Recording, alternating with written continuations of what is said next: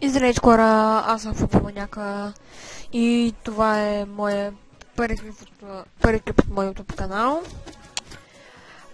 Не се чудете защо в момента съм пуснал клипа точно на началото на минута 14. Просто искам да ви кажа, че първата поредица, която ще направим на менеджер кариера и съм избрал 5 отбора, с които може да започнем, с които дори не ще започнем. С които не ще започнем хора, така че... И защо точно е в 14? Защото, както виждате, има българската лига, започнах с една кариера с Ботев Пловдив, но няма да продължим с нея. Ето има на New Career. Така и ето виждате българския пач. Всичко отбори, но целта ни е в А група, целта ни е в Б група. Избрах тази поредица да бъде в Б група, защото според мен в Б група ще бъде много по-интересно. Там ще играем с слаби отбори, виждате колко са слаби.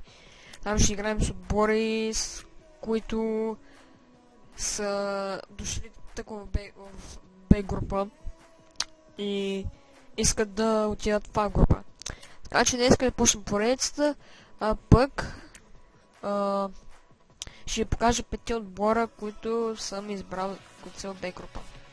В момента ще ви покажа какви отбори съм избрал. 5 отбора. Така.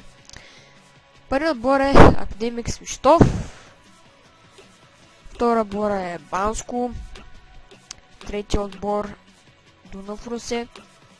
Четвъртият отбор Каварна Калиакра. И петият последен отбор е... В момента къде е? Хасково.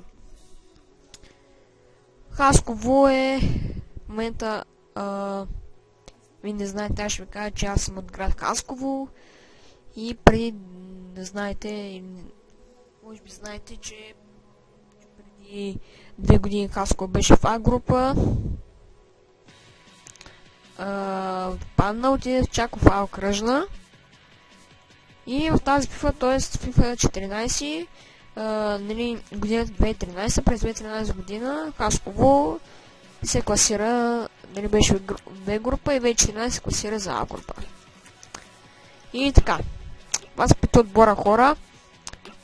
Ще реша от кои тези 5 отбора да започнем кариерата. Отново ви показвам Академик Свищов, Банско, Дунав Русе, Хасково и Каварна Калиакра. Това са тези 5 отбора, това са 5 отбора, с които искам да започна кариера. И така хора, аз за 10-20 минути ще реша с кой отбор да започна кариерата.